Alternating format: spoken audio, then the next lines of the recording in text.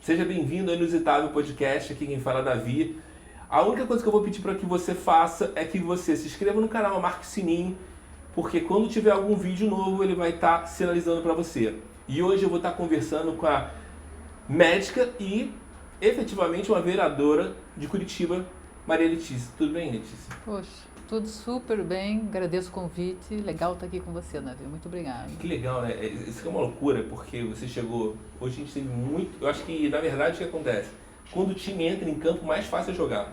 É que ligou a câmera, rapidinho a gente começa. Sim. E é todo o preparativo antes, é que a gente fica muito preocupado. Então, o rapaz estava com dor nas costas, então a gente falou, não, fica em casa. Tá com dor, não tá se sentindo bem, fica em casa. Tem dias melhores e piores, né? Porque a gente não sabe o que está acontecendo. Às vezes ele dá uma tossida, a gente fica preocupado.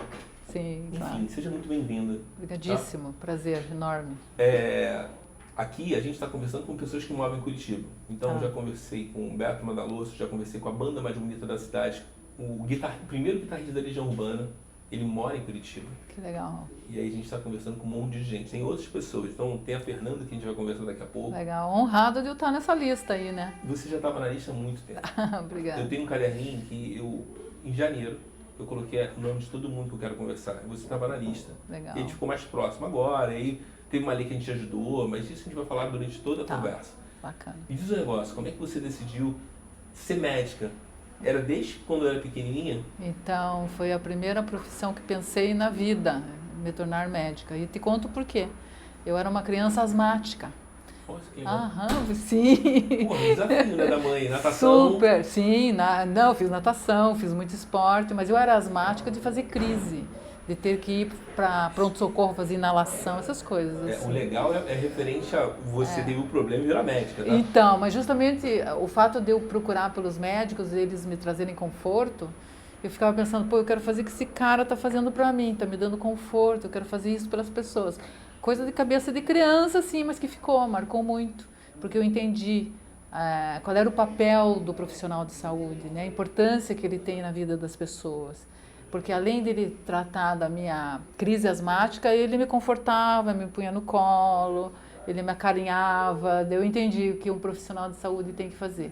E a partir disso, desde pequena, eu pensei, vou ser médica. E nunca mudei, assim. Numa certa fase na minha vida, minha irmã era advogada, eu, assim, influenciada pelo prazer que ela tinha em ser advogada, eu fiz também vestibular de Direito, passei também. Então eu fazia faculdade de Medicina e de Direito. Ao mesmo tempo? Não, eu intervalei, parei, fiz 2 anos de Direito, mas vi que eu seria uma péssima advogada, voltei para Medicina e daí eu nunca mais pensei em fazer outra profissão, assim. Mas a experiência de estudar Direito foi muito legal.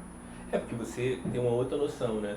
Acho que quando você, cada vez, diz Einstein, né? Que cada vez que você começa uma coisa, a mente expande, né? Caramba, mas eu te digo que foi mais que isso, na verdade, porque dentro da medicina eu me tornei médica legista, que tem uma ligação profunda com a questão da legalidade, de leis, de regulação.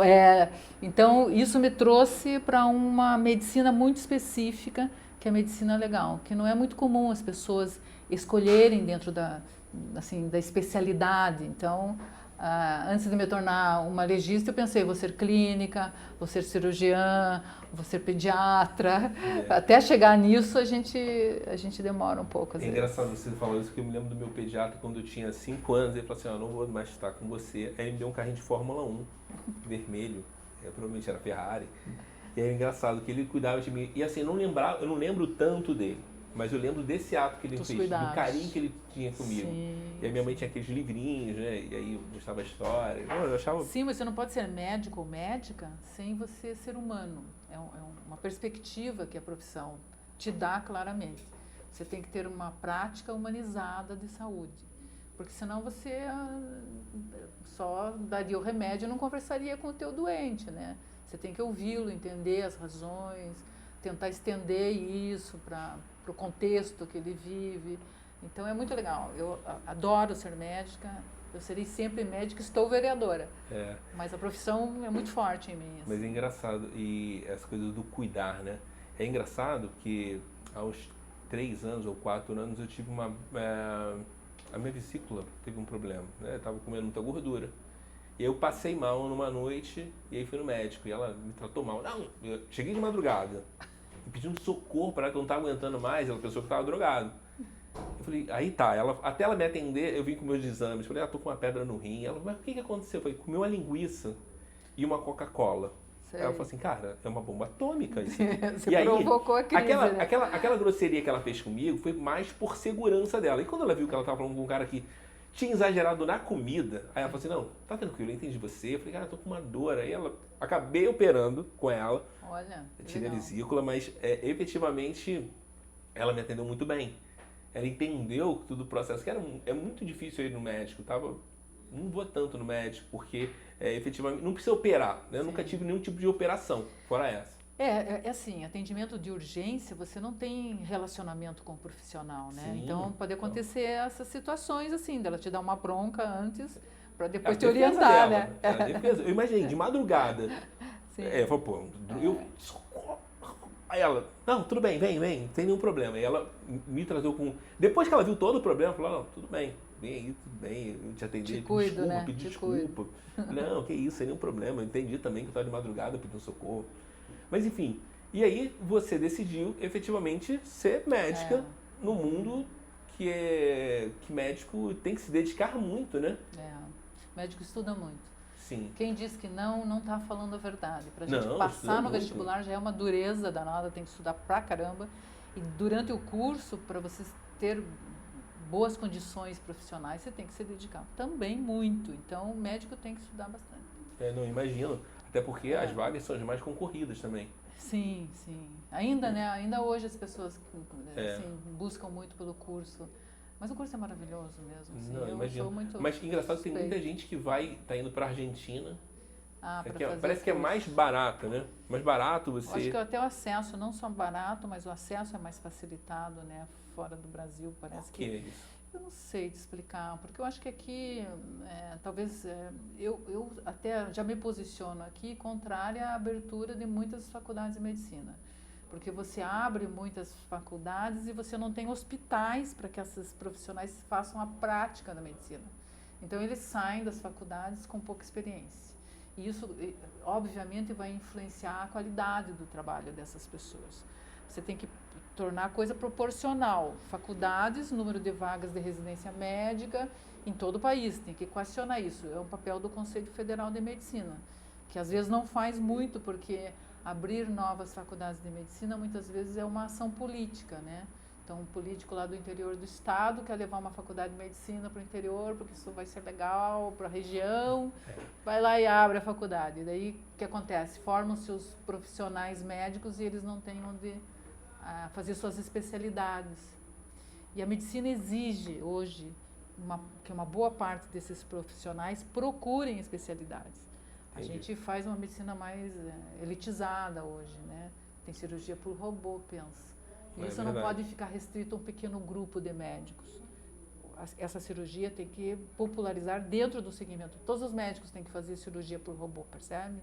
Igual a laparoscopia. Quando surgiu a laparoscopia, uns, 20 anos atrás, mais ou menos, isso era quase que exclusivo de um grupo.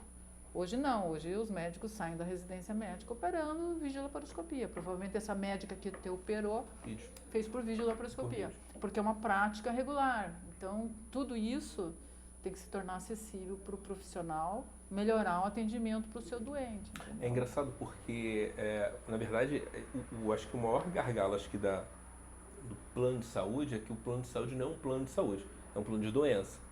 Né? Então, o médico pode trabalhar, então a prevenção. Acho que na China tem a história que se você caminhar não sei quantos, você ganha um percentual em dinheiro. Um bônus lá, que legal, bacana. Porque você está trabalhando com a saúde, tá? E aí é legal isso também. Mas eu sei também que quando você tem lá uma faculdade dentro de uma cidade, isso também leva uma economia muito grande, né? De hospedagem, de alimentação, para que as pessoas possam ficar ali na cidade. E de gastos também, né? Moradia, por aí vai. Então tem gastos muito grandes. Você sempre esteve em Curitiba, sempre se formou e estudou onde? Então, eu venho do litoral, eu nasci em Guaratuba, sou caiçara aqui do litoral. Legal. Minha família morou em Paranaguá há alguns anos, mas eu vim para Curitiba ainda pequena, criança, para estudar aqui. Então é praticamente curitibano também. Sim, moro aqui há muitos anos. Legal. E fiz faculdade aqui também de medicina, gozado, eu nem tentei fora de medicina, da cidade. Eu tentei vestibular só em Curitiba, porque eu sabia que eu ia passar aqui. Na Universidade Eu Federal tinha do Paraná? Não, eu passei na Evangélica e passei na PUC, na Universidade Federal. Legal. Fiquei borderline ali, esperando a minha oportunidade, mas infelizmente tiraram um ponto a mais que eu lá. Não. Mas enfim, as faculdades em Curitiba são excelentes, todas elas. A própria Evangélica, a Mackenzie atualmente, a PUC, tem uma super faculdade de medicina, e a Universidade Federal nem se fala, né? Sempre fez assim, uma excelente formação dos colegas. E quando é que você efetivamente começou a pensar, porque assim, na verdade, o médico já tem a história de cuidar, e pensar ir para um partido político. Como é que mudou isso? Ó, a ideia de eu me tornar política foi quando eu presidi a Associação Paranaense de Medicina Legal. No Paraná, portanto, eu fui presidente dessa associação em todo o estado. Na época, eu reivindicava questões trabalhistas, a nossa carreira. Todo mundo quer uma carreira confortável, com bom salário e coisas assim. Então, eu trabalhava dentro dessa pauta como médica legista eleita pelos colegas médicos legistas do estado. Quando aconteceu isso, eu comecei a frequentar a Alep. Eu me obriguei a ter que ir Alep até é onde? Assembleia Legislativa do Paraná, fica ali no Centro Cívico, Sim, perto sim. da prefeitura ali. Ah, Comecei a frequentar a Alep justamente para cobrar dos deputados essas mudanças, né, no nosso regimento, e daí eu comecei a conhecer as figuras, né. e alguém te pagava alguma coisa? Exemplo, você Nada, tinha que ir lá por causa do conselho, não. nada. Era porque você queria lutar mesmo. Eu era presidente da associação, eu me candidatei, me elegeram, agora cumpra o que você disse que faria. Foi isso que os colegas me disseram. E era a minha carreira também, né? Era meu interesse também. Sim. Comecei a frequentar e comecei a conhecer alguns deputados e deputadas lá. E pensei, meu Deus, tem que melhorar muito esse negócio aqui, né? E comecei a ficar cada vez mais exigente em relação a esses políticos, porque eu pude conhecer o trabalho mais de perto. E daí, num certo momento, eu chegava lá com o chapéu na mão, pedindo para eles, né, mudarem, fazerem emendas na nossa lei, para melhorar a nossa carreira, e eles não davam muita atenção para a gente. Eu pensei, eu tenho que estar nesse lado aí, e não nesse lado aqui, com o chapéu na mão pedindo. A minha sensação clara foi de que aquele espaço de poder teria que ser também compartilhado comigo e com todas essas pessoas que estavam envolvidas nesse processo. Aí foi quando eu pensei em me tornar política, assim, participando da eleição, me elegendo de alguma forma e tal. Primeiro você entrou para um partido, né? E aí, Daí me filiei ao Partido Verde. e aí, efetivamente, você se filiou por filiar ou por ser, eu vou estar vendo uma causa, ou já pensou que esse propósito, falou assim, cara, eu quero... Não, foi super exigente. Antes de me filiar ao partido, primeiro eu busquei consenso entre as pessoas que trabalhavam comigo. Não foi uma decisão exclusiva minha. Porque eu acredito no coletivo. Eu acho que quando a gente Sim. faz de maneira coletiva, a gente não divide, a gente soma. E daí eu comecei a conversar com os meus pares. Digo, estou pensando em me eleger aí. Vamos ver qual é o melhor partido para a gente filiar e não sei o quê. Fui buscando. E a gente estudava os partidos. Partido tal, isso aqui não é legal, os caras defendem esse negócio, eu não sou afim. E o que eu me identifiquei mais foi com o Partido Verde, porque ele tem dentro dos seus princípios coisas que eu já carrego naturalmente comigo. A questão da saúde, por exemplo, porque quando a gente fala em saúde ambiental, a gente está falando de saúde das pessoas. Para as pessoas serem saudáveis, elas têm que viver num meio ambiente saudável também. Então, essa identificação de médica com o Partido Verde foi fácil, natural, rápido, assim. E tem um outro aspecto no Partido Verde, não só a questão da sustentabilidade, da questão ligada ao meio ambiente, que é a questão da mulher. Está lá no nosso regimento partidário que eles valorizam o papel da mulher. Eu falei, bom, então é aqui o meu lugar, vou ter que vir para esse partido. Daí me filiei. Então tem aí a mulher... 10 anos filiada já. Sério? 10 anos? Então tem aí a pauta da mulher. Sim, eles têm basicamente a pauta da mulher, a pauta do meio ambiente, que não é mais exclusiva do Partido Verde. Foi um dia, quando o partido foi criado, fundado, e eles dividem as pautas entre essas questões ligadas à saúde. Eles falam, por exemplo, em cannabis, no nosso regimento interno, e eu tenho essa pauta no meu mandato. Cannabis é saúde, cannabis medicinal é medicamento, é remédio. A gente conhece, olha, dezenas de casos onde o cannabis tem uma super ação, e a gente tem como política lutado pela regulamentação, pela ampliação do uso, da facilitação do uso pelas pessoas que precisam desse medicamento. O cannabis medicinal tem que ir para o SUS, porque as pessoas precisam ter acesso. E quando as pessoas que têm recursos têm acesso, elas têm dinheiro para pagar, é muito fácil, né? Elas importam o medicamento, mas isso é uma minoria. A grande maioria, 90% da população é atendido por SUS.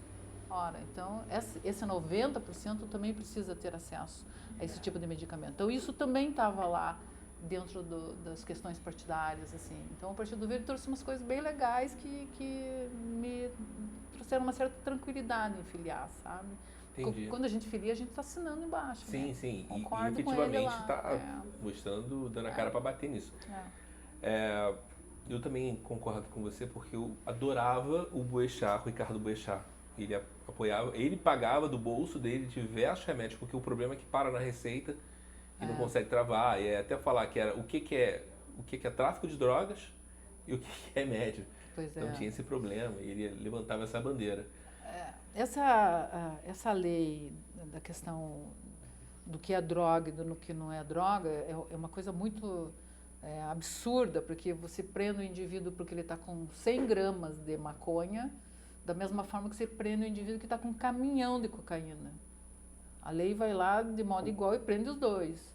Você tem que fazer uma análise disso, individualizar caso a caso. Não dá pra gente, não que eu seja a favor da liberação absolutamente de todo tipo de droga, absolutamente. Eu estou falando de uma coisa que é medicamento, estou falando em cannabis medicinal. Sim, e é completamente diferente. Né? É completamente diferente. A gente está fazendo uma campanha nesse período agora, que é de um calendário que é baseado com crianças autistas e síndrome de Down, onde muitos vão tomar, precisam desse remédio. O autismo é bárbaro, funciona super bem o cannabis para autismo, epilepsia, depressão, ansiedade, distúrbios ligados à parte dermatológica, sistema nervoso central. Olha, é uma infinidade de ações que esse medicamento tem e que, portanto, ele precisa ser regulamentado. O papel do Conselho Federal de Medicina, aliás, que está omisso desde 2014. Ele regulamenta em 2014 a liberação de uso para pacientes refratários portadores de epilepsia. E determina nessa resolução que somente pediatras e neurologistas podem prescrever. 2014, nós estamos em 21. Hoje, a Anvisa permite que os médicos se tornem prescritores, independente de serem neurologistas, independente de serem psiquiatras. Então, é uma coisa que a Anvisa permite e que, de certa forma, aponta claramente a omissão do Conselho Federal de Medicina, que já deveria ter feito uma nova resolução determinando que outras especialidades possam prescrever também, percebe? É engraçado porque a gente teve um rastro de pessoas agora que acho que começaram a levantar a bandeira. Tipo, nessa cadeira aqui, você entrou uma menina que tem, a Karina Rodrigues, que tem uma perna enorme, ela tem como se fosse um câncer na perna. E ela, se ela não fosse... provavelmente. E ela, se ela não tivesse a internet, ela seria escondida. E tem muito... A gente estava conversando com a professora também da escola alternativa, ela falou também que tem muito pai que abandona. Que esquece, porque estava criando a expectativa do filho ser um médico, ser um advogado, e não é. E aí ignora...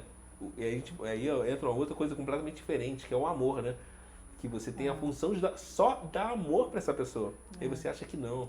Não, por isso que daí entra o papel das mulheres, né? As mães não abandonam. Os então, pais abandonam, entendeu? Na verdade, eu concordo com você, porque meu pai, a gente fala que meu pai, quando meu pai se separou da minha mãe, ele ficou muito tempo afastado, entendeu?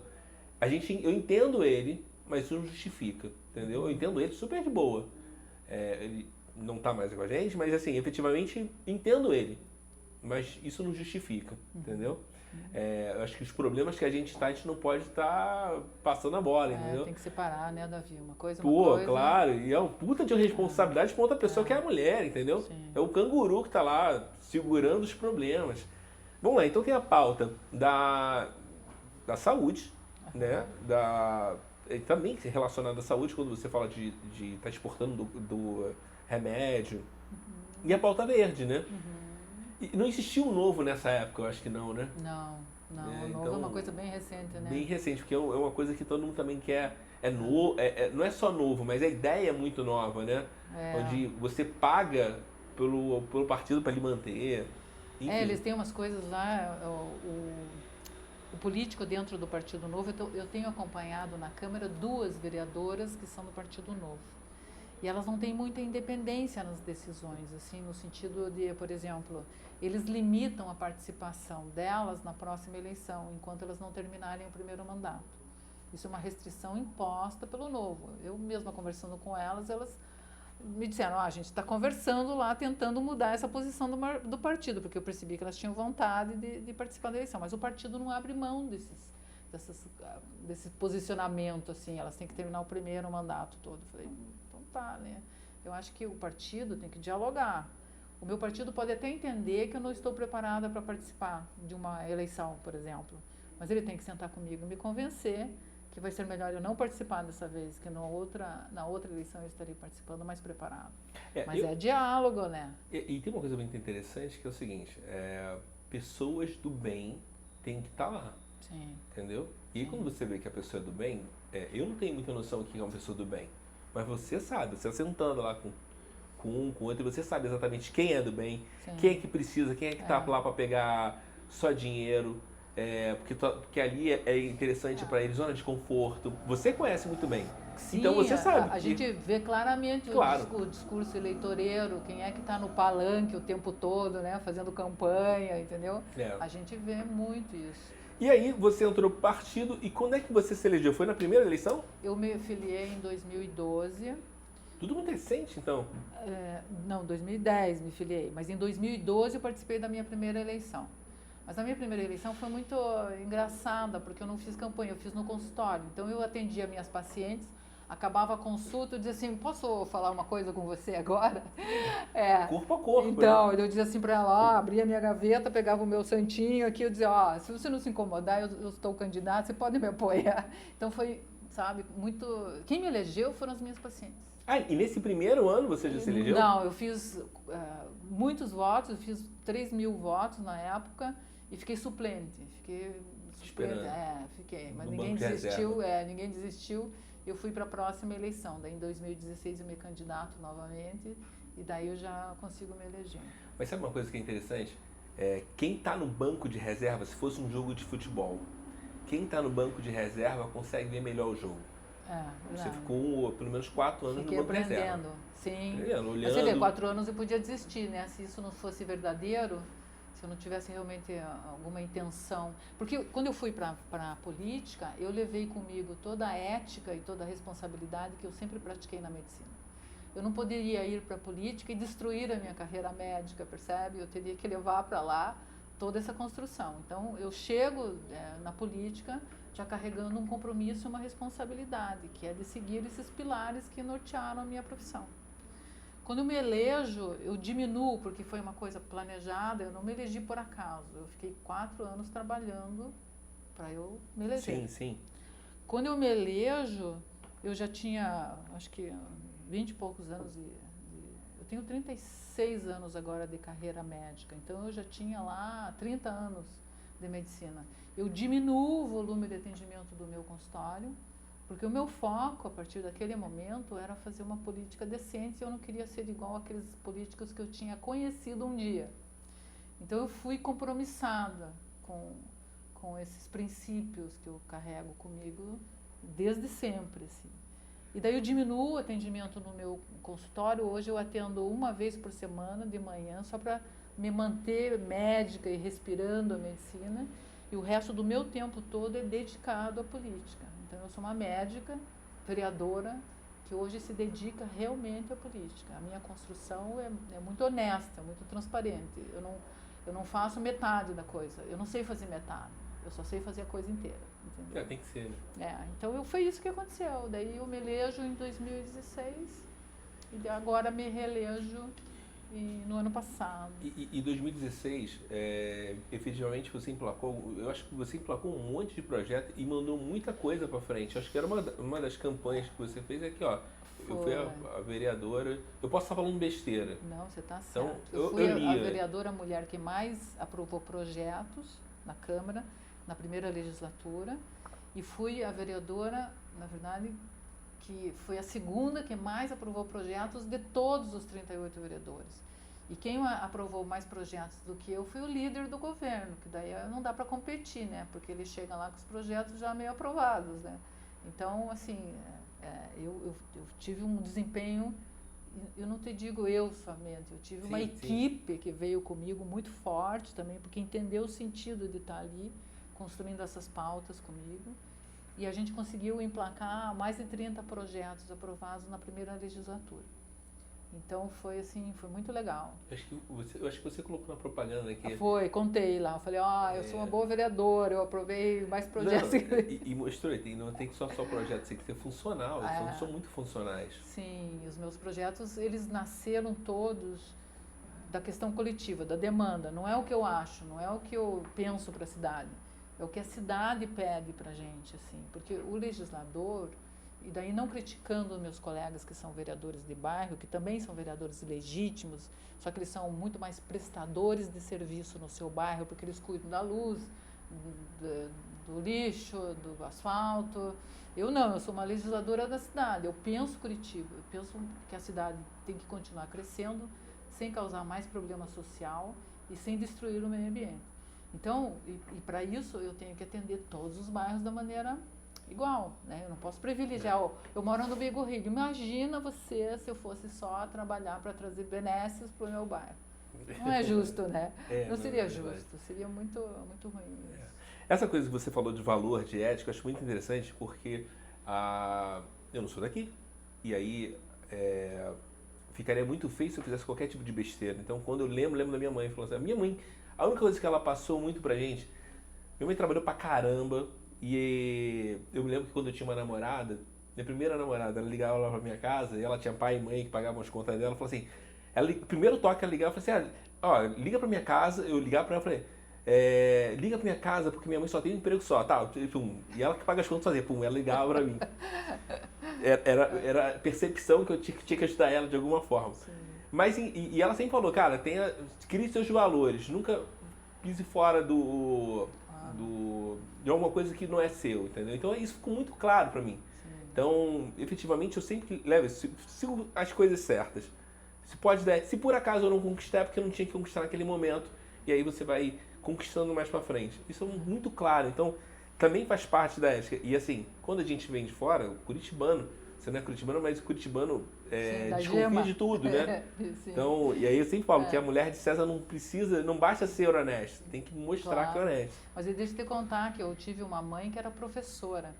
E a vida me deu muitas coisas. A gente era de uma família muito humilde, assim, né? Mas a minha mãe era uma professora muito reconhecida, porque ela era muito dedicada. Me deu aula no colégio, imagine, eu tive a honra de ter a minha mãe dando aula para mim. Eu estudei em colégio paroquial, estudei em colégio privado com bolsa, e a minha mãe me acompanhando, ela dava aula em todos esses colégios, assim, estudei no colégio estadual. Então, eu tive a sorte de ter uma mãe que era feminista já, na verdade, só ela não sabia disso. Isso aí também. Sim, na época dela, imagine, né? Mas ela era muito aguerrida nessas questões da mulher, por exemplo, que é uma pauta que eu super carrego comigo, né? Eu quero que venham mais mulheres para a política, mais mulheres para espaço de poder, porque nós somos a maioria da população e a minoria na política. Isso é uma barbaridade. Porque o que acontece é que nós não temos daí a nossa voz de maneira clara e presente dentro dos legislativos. Se somos a minoria, a gente vai discutir menos os projetos. Ora, a mulher tem outra visão, com certeza, dentro de certas pautas, principalmente as pautas que envolvem as mulheres. Direitos reprodutivos, por exemplo, a própria segurança pública da mulher. Você sabe, a gente andou debatendo assédio em via pública, em transporte coletivo. Total. Minha mãe era vendedora. E aí o foco dela era a comissão. Pô, a comissão bateu, não sei o quê. E ela ficou agora, se aposentou, então é bem diferente. Mas aí você efetivamente, o primeiro ano se elegeu, tinha 30 projetos, e aí eu comecei a olhar pra você. Falei, pô, que legal. E aí eu fiz um caderninho. Lá tem, sei lá, umas 100 pessoas que eu quero conversar, e tô ticando. E efetivamente, quando você coloca tudo no caderno, efetivamente acontece. E aí eu comecei a observar, falei, cara, eu quero conversar com ela, porque tem uma coisa que é interessante. Você me parece muito transparente, muito justa, né? Não quer dizer que eu vou apoiar tudo que você faz, sabe? Eu observo, que legal isso aqui. Tem uma coisa na pauta feminina que me incomoda muito. É justificar que homem tem que fazer isso, homem tóxico, não sei o quê. Existe isso, mas assim, é muito complexo. É uma semana aqui que o cara passou a mão na bunda de uma mulher e o carro... Aquilo. Porra, Que barbaridade. o que acontece são pessoas. Então isso que as pessoas têm que entender. Quando acontecer alguma coisa errada com ela, cria um trauma, o problema são pessoas. Cara, eu acho que os homens não gostam também dessa posição que muitas vezes é imposta para eles pela cultura patriarcal, né, que a gente tem no país. Imagine, tem homem que tem dificuldade para chorar porque ainda tem aquela coisa que homem não chora e deve ser horrível para eles. Eu imagino que eles sofram com isso, inclusive, de terem que se submeter a um comportamento que é considerado, né, do machão, do homem, né, que tem esse perfil, assim. Diferente de, por exemplo, eu conheci uns homens que fazem tricô e eles não têm nada de errado na sexualidade deles, absolutamente, mas eles fazem tricô e é uma lindeza ver esses homens fazendo tricô. Conversei com vários deles, assim, conheci assim, um outro lado desses homens que para mim me deu a certeza que o caminho é unir o feminismo com homens que têm essa visão mais despojado de preconceitos, libertos de preconceito, né? Porque carregar essa história de que não vou chorar, que eu sou, pelo amor de Deus, isso é uma tristeza, uma coisa antiga, ultrapassada, velha, cheia de naftalina, né? Literalmente. Então, acho que o homem começa a se libertar dessa maldade que a cultura fez com eles também, sabe? E eles devem ser naturalmente os nossos aliados no enfrentamento a essas questões. Total.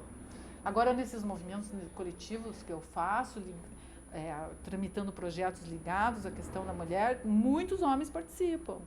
O que eu acho que é a coisa mais natural do mundo, entendeu? É interessante você estar identificando um problema e estar mostrando que não é uma causa específica, mas é uma causa da comunidade. É isso que você falou, é a comunidade. Quando você faz um projeto que é da comunidade, é muito interessante. Funciona muito melhor, é muito mais... Por exemplo, fica até mais fácil você aprovar um projeto que tem apoio popular. Sim. Porque ele é legítimo. Porque se não tem apoio popular, o projeto não é legítimo. Ele é um projeto de alguém, de uma pessoa lá, e não da coletividade, entendeu? Então, por isso que é mais fácil tramitar projetos de origem, assim, construída coletivamente. A gente está com um projeto agora para protocolar que foi construído dentro do meu mandato, mas ele vai ser de iniciativa popular, que é um projeto que trata de sacolas plásticas.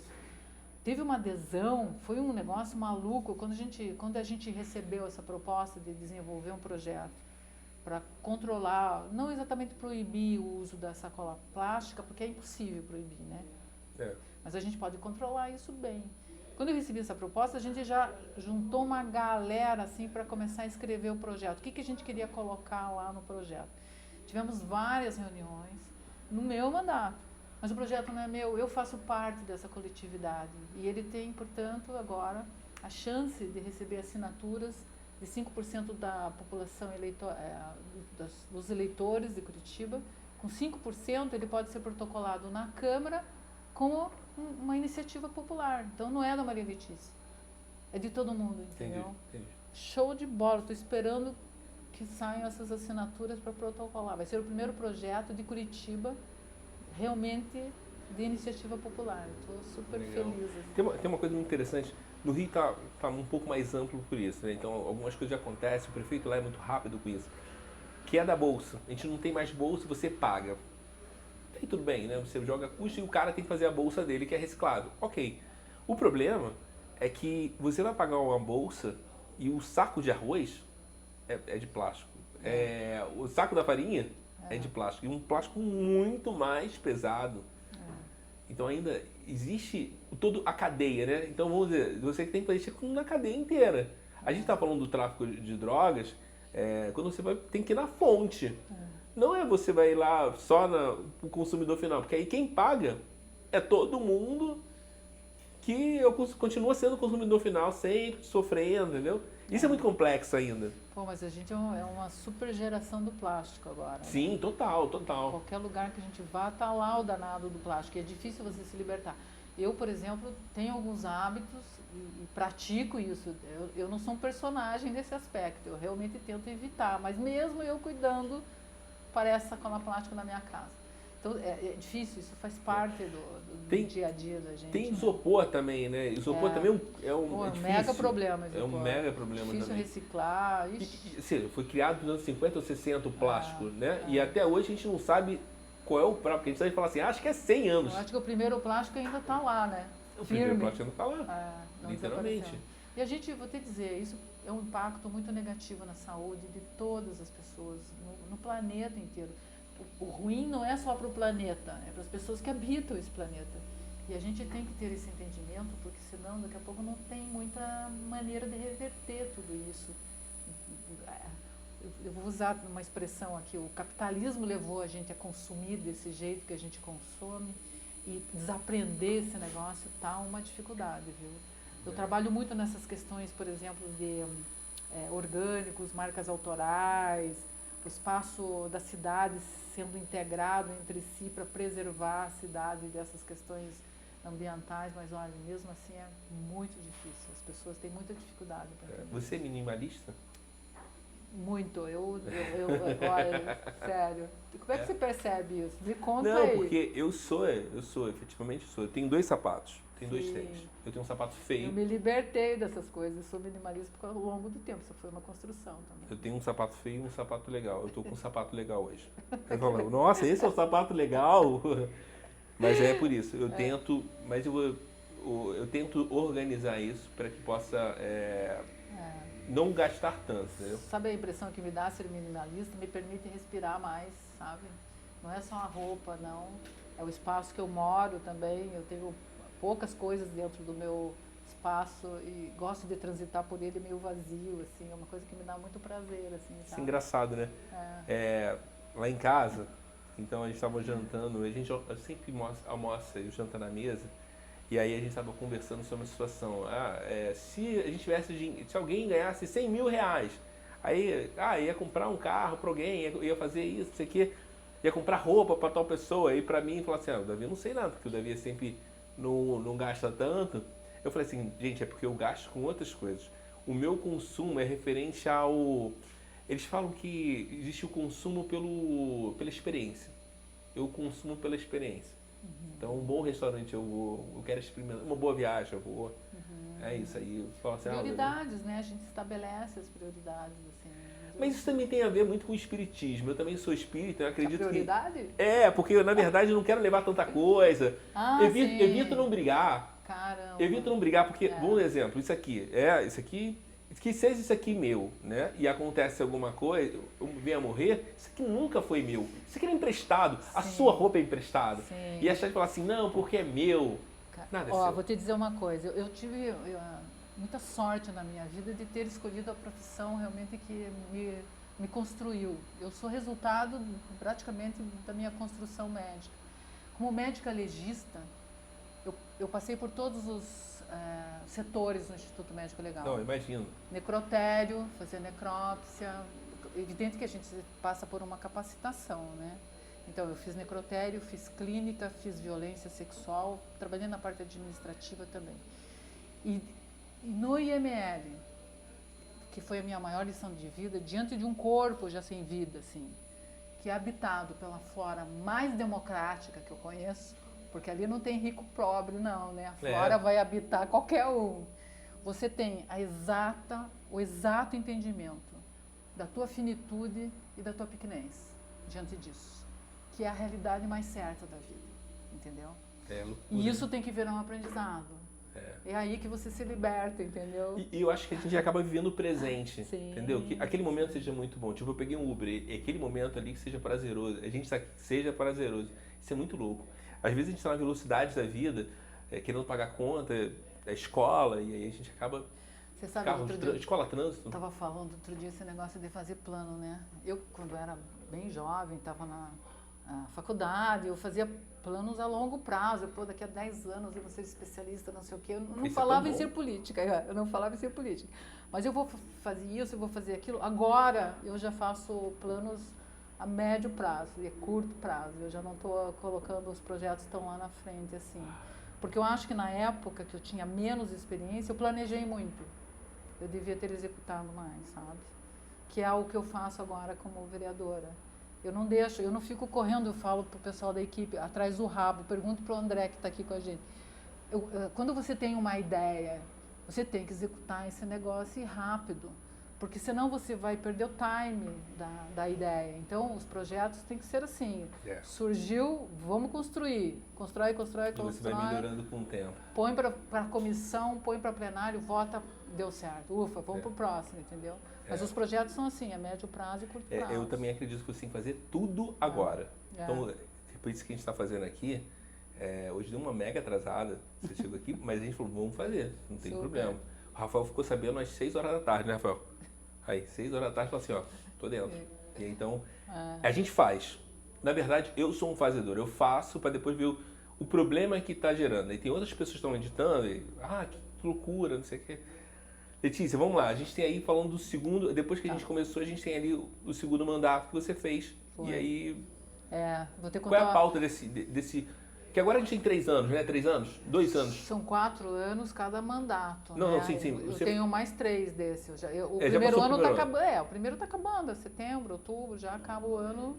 Daí eu tenho mais 3. Tem 3 anos ainda para trabalhar. Mas assim, eu vou te dizer, é um aprendizado contínuo. Quando eu iniciei o primeiro mandato, eu não tinha experiência, pensa. Entrou uma médica lá que virou vereadora, né? Eu não tinha experiência. Então foi um aprendizado. Quando eu termino o mandato, eu já me sinto mais fortalecida e capaz de enfrentar uma nova eleição para fazer um segundo mandato, para eu terminar o que eu comecei no primeiro, porque dentro de legislatura as coisas andam às vezes num ritmo que você não quer, demoram para acontecer. Então muitos dos projetos que eu tinha tramitado na primeira legislatura eu não tinha levado a plenário ainda, eu levaria no segundo, que é o que está acontecendo agora. Mas aí foi um negócio muito louco, porque quando acabou a primeira legislatura e rolou aí a campanha, era a pandemia, né? E não tinha vacina na época da campanha, tinha nada, né? Era distanciamento, máscara, álcool gel. E como é que eu vou fazer campanha no meio de uma pandemia e fazer reunião com pessoas? Eu, médica, como é que eu ia propor para as pessoas? Vamos nos reunir para debater política. Eu acho que seria... ao contrário, né? Seria uma coisa maluca e seria uma imprudência minha e um desrespeito com as pessoas também, sabe? Aí eu não fiz campanha, você acredita? Não sei. Caramba, eu fiz só digital ali. E considerando que a internet atinge só 10% da população, eu pensei, quem eu atingir vai ter que votar em mim, pelo amor de Deus, né? Deu certo. Eu não fiz campanha presencial, preservei a minha equipe de adoecer, de riscos, e acabei me elegendo com mais votos do que na primeira campanha e gastando muito menos dinheiro. Então, isso só fortalece a minha intenção de fazer uma política orgânica, sabe? Uma política real, assim, fundamentada em pauta, fundamentada no que as pessoas desejam para a cidade delas. E não uma política de curral eleitoral, que você paga pelo voto, que você paga para um monte de gente pedir voto para você. Tem gente que nem conhece os caras que eles estão votando, mas como eles recebem um benefício, eles acabam votando nessas pessoas. Eu tenho a sensação que eu apertei a mão de todas essas pessoas que votaram em mim. Sabe a sensação que eu abracei essas pessoas? De alguma forma, elas se aproximaram do meu mandato, assim. Pelo menos conheceram e acreditaram no que eu fiz. Porque eu te digo, essa política tem que mudar. É urgente que a gente pratique uma política mais transparente, mais honesta, sabe? E é possível. Não, e aquilo que eu falei, né? Você sabe exatamente quem é e quem não é. Né? Olhando, a gente não tem essa noção, a gente tem muito maquiagem, né? A gente não sabe. Quem sabe é quem dá um bom dia e fala assim, cara, eu tenho isso aqui, e tem gente que não precisa estar lá e está ali só para ajudar. E tem gente que... Se a gente for pensar, se imagine, quando eu decidi me tornar política, a família inteira, mas o que você vai fazer na política? Você é uma médica bem... Não, nossa, me questionaram muito, assim. O que você vai fazer lá? Você tem um consultório bem sucedido. Ganha menos, né, do que se estivesse no consultório. Mas, caramba, nem vou falar isso, né? Porque imagine, uma médica bem sucedida, com um consultório cheio, para de atender subitamente e vai para um cargo público. Eu fui muito questionada pelos amigos médicos, amigas médicas, minha família. Meu filho não entendia nada, mas o que você vai fazer lá, mãe, e tal. Isso foi uma questão minha, muito pessoal comigo mesmo, assim, porque até por conta desse aprendizado da finitude e da pequenez, eu acho que você tem que se dar a oportunidade de fazer mais coisas na vida, sabe? Então eu não me via passando a minha vida inteira só praticando medicina. Eu acho que você pode ampliar. Não que eu não ame medicina, mas eu posso levar essa minha experiência para outras áreas e trazer para a política. Isso foi um teste que eu fiz, assim, que eu acho que está dando certo. Assim. Não, eu falei, essa possibilidade, eu acho que tem que ter pessoas do bem, né?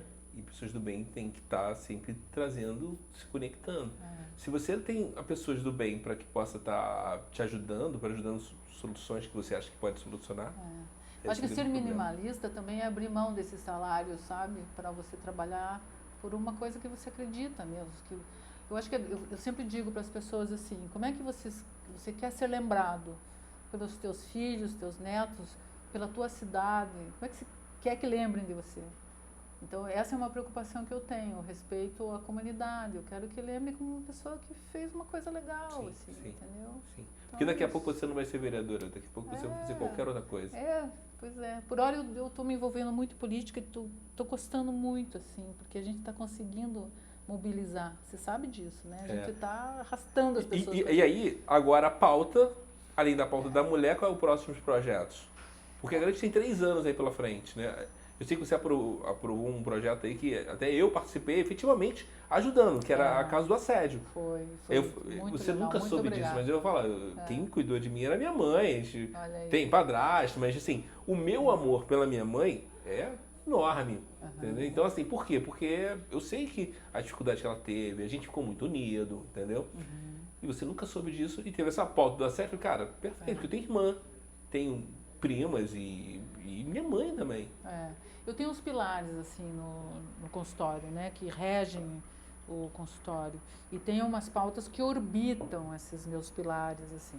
Então a questão da saúde é um pilar, a questão da mulher é um outro pilar e a questão ambiental é outro. Então eu tenho 3 pilares no meu mandato e os demais temas que eu tramito eventualmente, que são demandas populares, eles de certa forma falam com esses pilares, assim, né?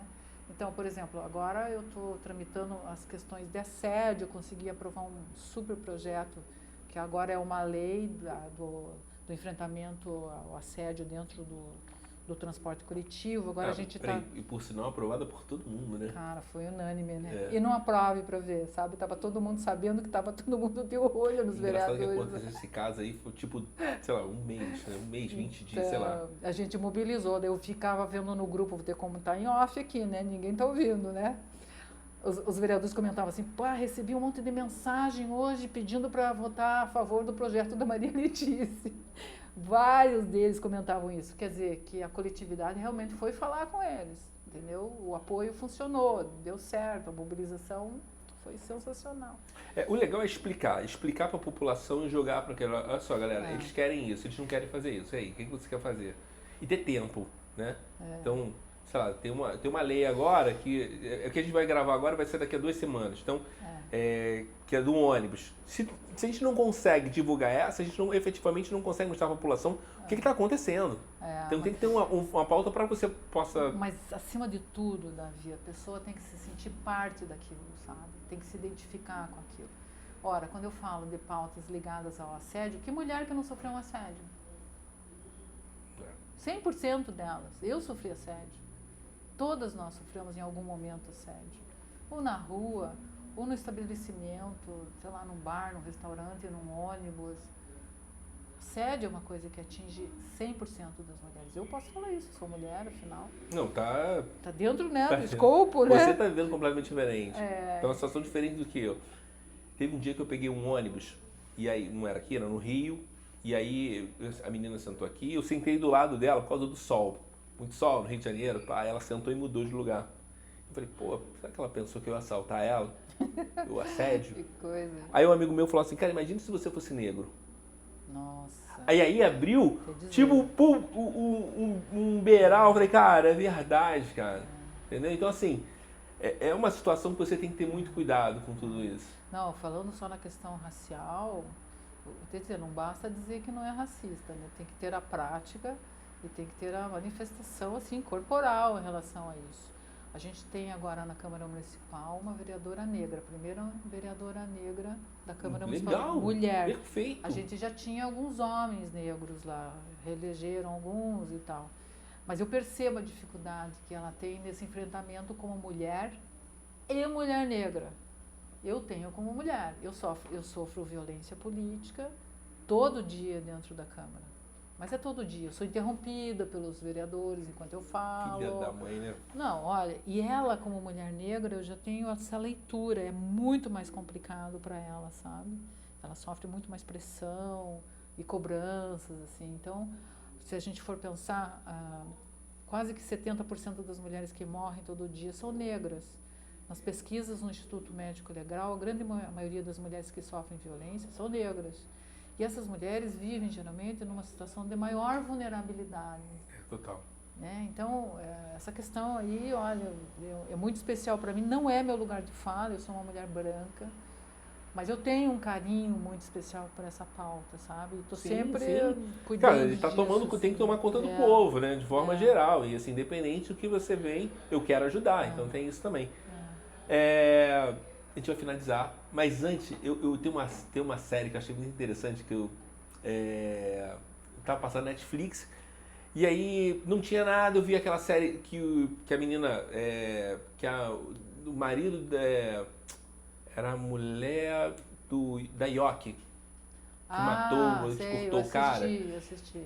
E o médico, legista, ele me surpreendeu, aquilo ali foi tudo que ele falou assim: o corpo por dentro é muito mais bonito. Eu não posso discordar dele, porque às vezes a gente pode se surpreender com isso. Mas, na verdade, o corpo fala. Se a gente for pensar em medicina legal, quando você vai fazer o exame, uma necrópsia, uma autópsia e tal, o corpo fala com a gente. Ele conta pra gente como ele morreu. É um negócio interessante. Engraçado isso, né? E ali, nessa relação que existe entre o médico e o legista, que vai estabelecer a causa de morte daquela pessoa, ao mesmo tempo que ele esclarece de que morreu, ele traz tranquilidade à família, porque ele vai explicar para a família do que morreu aquele familiar, aquele ente querido. Então a medicina legal é também muito afetiva e muito humanizada, porque traz conforto para a família. Assim, não, imagina, né? E eu assisti esse episódio dele dizendo, ele tinha uma figura muito interessante. Não, ele tinha uma sobrancelha enorme, igual a minha, é muito maior do que a minha. Ele é um senhor de idade ele tem um jeito diferente, né? Ele é bem... sei lá, ele é bem diferente. Eu não posso discordar dele, né? Dizer que o corpo fala com a gente, que ele mostra coisas legais para o médico, legista, assim, eu não discordo. Eu acho que... Se a pessoa não fumar, então, o pulmão tá limpinho, bonitinho, né? Mas, por outro lado, eu gosto de pessoas também, entendeu? Sim. Então, é uma coisa que a medicina legal me trouxe, assim, né? Os dois lados. Tratar da morte, mas, ao mesmo tempo... Eu acho que viver é uma coisa muito legal, assim, sabe?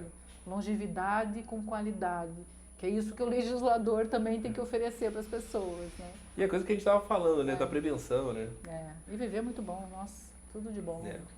Viver sem problema num ambiente tranquilo é tão máximo. Fala suas redes sociais, como é que as pessoas podem te encontrar, o que você deseja falar, é o momento para você falar. Aí tem essa câmera para você falar.